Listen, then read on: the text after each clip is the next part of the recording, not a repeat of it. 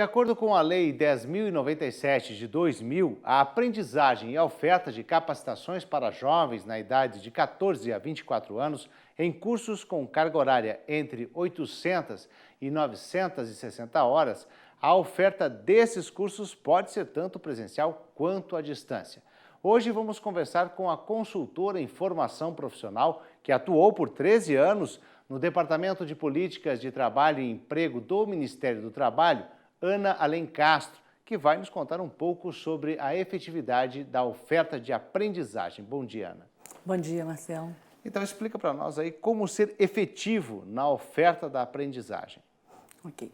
Bom, a lei da aprendizagem ela é voltada para a inserção de jovens, adolescentes e jovens no mercado de trabalho, a formação profissional para a inserção no mercado de trabalho. E essa lei envolve necessariamente o empregador, uma entidade formadora, no caso o Senar, e o aprendiz. Então sempre é uma relação de três pontas aí, né? Não é uma relação comum de empregado e trabalhador, empregador e trabalhador. Para que ela seja efetiva, é fundamental que o empregador, que é quem vai contratar esse aprendiz, que precisa de mão de obra qualificada, e a entidade formadora estejam em sintonia sobre que formação oferecer.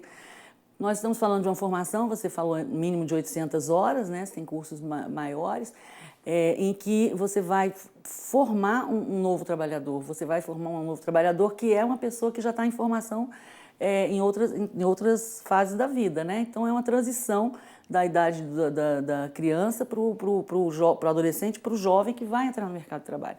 Então essa formação, para ser efetiva, ela precisa pensar que essa pessoa é um ser em desenvolvimento e que precisa não só de aprender novas técnicas, mas precisa de conhecer, poder conhecer o mundo do trabalho, poder conhecer como se planeja, como se organiza o mundo do trabalho, qual é a linguagem daquele setor, quais são as oportunidades daquele setor. Então, assim, eu diria que para ser efetivo você tem que pensar que formação para jovem significa transformação das condições que ele tem hoje para as condições que ele vai ter ao final do programa. Condições de uma pessoa inexperiente que vai entrar num mundo novo e que isso tem que ser muito pensado dentro da formação, então não pode ser só a técnica. Entendi. Agora, o que a entidade que oferta pode fazer para melhorar os cursos da aprendizagem? Bom, a entidade formadora, repito, tem outras, mas no caso na área rural, o Senar, para melhorar os cursos, a coisa mais importante acho que é ouvir o setor produtivo. Qual é a necessidade mesmo de fato daqueles empregadores, no caso das fazendas, pequenas propriedades, que mão de obra você precisa?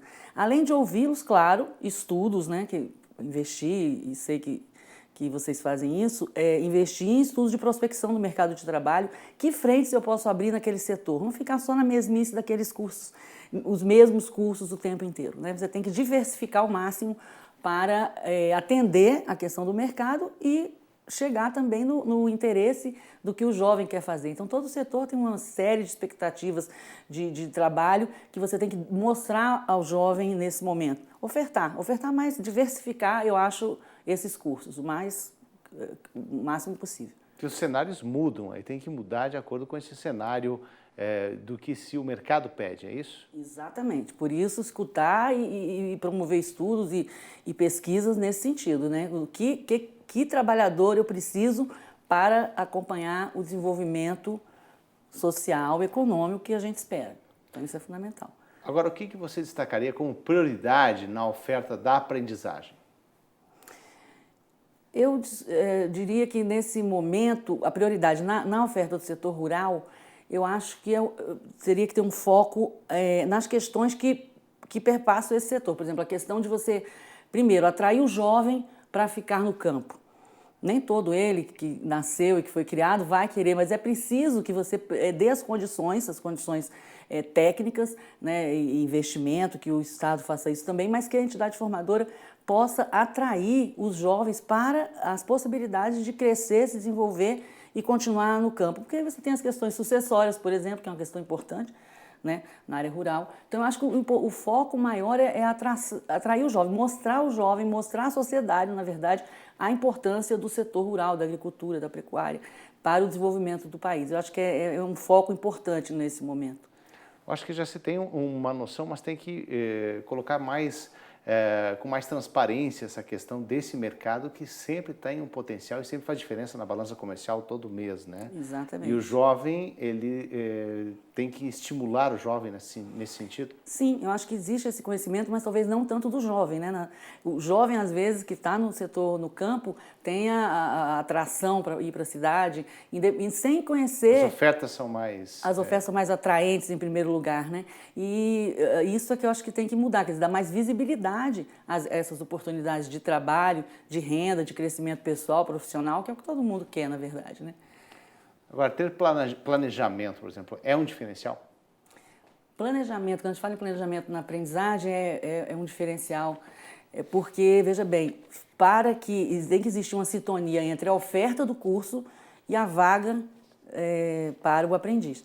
Então, se não houver um planejamento da instituição formadora, do Senar, da instituição formadora, com o Ministério do Trabalho, que é quem fiscaliza as empresas para que cumpram a lei, quando elas não estão cumprindo, obviamente. Tem aquelas que vão cumprir de forma espontânea, que já conhecem, que já entendem o valor de ter alguém bem formado, mas normalmente, é claro, a fiscalização é quem ativa isso. E se a fiscalização, a entidade formadora e a empresa não estiverem ali em sintonia, você não consegue que as coisas juntas aconteçam, porque precisa existir o empregador disposto a assinar o contrato de aprendizagem, o contrato de trabalho, não é um estágio, né? Sem toda a proteção providenciária trabalhista, é um contrato. Ele tem que assinar o contrato, no mesmo momento ele tem que ter uma vaga no curso para fazer a matrícula. E aí aquele programa vai se desenvolver dessa forma, teoria e prática, assim, para efeitos didáticos. Uma parte ele vai ficar na entidade formadora, outra parte o aprendiz vai desenvolver a prática mesmo, aprender na prática aquela nova ocupação, nova profissão. Então, tem que ter uma sintonia muito grande e isso só acontece com planejamento. Agora, quais são as principais instituições, né, com as quais o Senar deve planejar a oferta aí nos estados? A principal é sempre o Ministério do Trabalho, porque é o órgão que vai fiscalizar e cobrar isso. Mas você tem também o Ministério Público do Trabalho, acaba atuando nessa questão. Eu diria que as secretarias de educação, é muito importante essa relação, para que você tenha uma aproximação da escola com o trabalho. A aprendizagem, o jovem tem que estar estudando. Ele não pode abandonar, que é a grande riqueza também desse instituto. Ele não tem que abandonar os estudos, ao contrário, ele tem que continuar estudando. Então, se você tem uma relação com as secretarias de Estado, de Educação, que oferecem ensino médio, que oferecem também a questão de educação de jovens e adultos para o jovem que não terminou na idade certa, com 18, 19, 20, às vezes não terminou o ensino médio. Então, Secretaria de Educação e prefeituras, eu acho que é uma relação fundamental que tem que ser cultivada bastante aí pelas entidades formadoras. Então, como você avalia o papel da aprendizagem na vida do jovem que quer entrar para o mercado de trabalho? É importante que todos entendam, empregadores da sociedade, todos entendam que o papel da aprendizagem é exatamente propiciar uma transição mais suave da escola para o trabalho, né, de forma a garantir o que o jovem procura e quer e precisa. Muitos precisam mesmo de uma renda, né, antes de você ter galgado um nível técnico completo, um nível superior, né?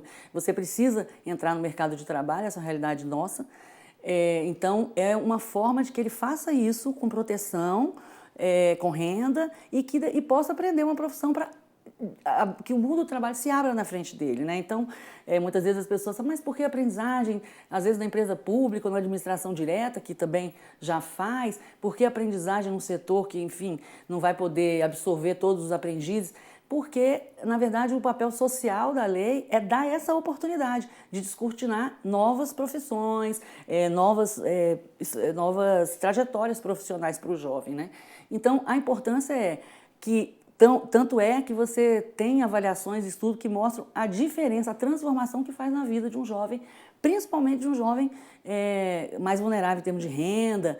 É muito importante que ele tenha essa oportunidade, é um direito constitucional e é muito importante que ele transforme a vida dele. Ele quebra aquela história de não tenho experiência, ninguém me contrata, exatamente porque eu não tenho experiência, e eu começo a vida de forma completamente desprotegida, informal, isso dificilmente você volta para o rumo. Então é fundamental que a sociedade entenda isso. Quem vai fazer o desenvolvimento do país são os jovens, né? Que a gente valorize o jovem nesse momento dessa transição. Agora, que dicas você dá para a entidade ser mais eficaz, então, na oferta da aprendizagem? Eu acredito que seja essa questão, além de fazer um planejamento do que vai ofertar, essa aproximação mesmo com o setor produtivo que vai receber esse jovem. Eu acho que essa articulação com as instituições envolvidas é assim que você vai conseguir trazer mais efetividade para a lei. Agora, que outras políticas públicas podem ser articuladas com a lei da aprendizagem para oferecer ao jovem aí uma real inserção no mercado de trabalho? Acho que a maioria, todas as políticas públicas praticamente. A de educação, a gente está passando agora por uma reforma do ensino médio que se inicia. E uma das vertentes aí que vai poder ser ofertada ao aluno matriculado no ensino médio é a educação profissional. Pode ser, a lei inclusive cita que seja pela aprendizagem. Então, ofertar a aprendizagem na escola pública para o aluno já matriculado, evita evasão, etc. Outras políticas, a política de combate ao trabalho infantil. No campo a gente tem muito, né? É a questão do trabalho infantil, que prejudica, claro que nossa obrigação é erradicar. Se você consegue ofertar aquele afastado do trabalho infantil ou aquele que tem risco de entrar em situação de trabalho infantil um contrato de aprendizagem, você resolve, porque aí ele vai ter a renda que precisa, mas vai estar se formando, vai ter uma jornada digna para que ele também possa estudar, etc. Políticas de pessoa com deficiência. É uma coisa importante dizer, a aprendizagem não tem limite de idade até 24 anos, mas se é uma pessoa com deficiência e não teve oportunidade antes dessa formação, ela pode se formar via aprendizagem depois e passar a preencher as cotas de pessoa com deficiência que já estão garantidas também. Então, inúmeras políticas, acho que na questão da saúde, do esporte, a gente pode aproveitar a aprendizagem para formar quadros de agentes sociais, de saúde, educação, de esporte, de lazer. Então, acho que são várias as possibilidades nas políticas, eu diria até políticas de investimento em pequenas empresas, por exemplo, de financiamento de pequenas empresas. Esse aprendiz ele pode vir a ser um empreendedor, ele pode vir a montar o seu próprio negócio. Então, eu acho que a possibilidade para praticamente todas as políticas públicas importantes. Tá certo, eu agradeço a participação da consultora em formação profissional de jovens, Ana Alencasso. Muito obrigado, tenha um bom dia. Obrigada, bom dia, eu que agradeço a oportunidade.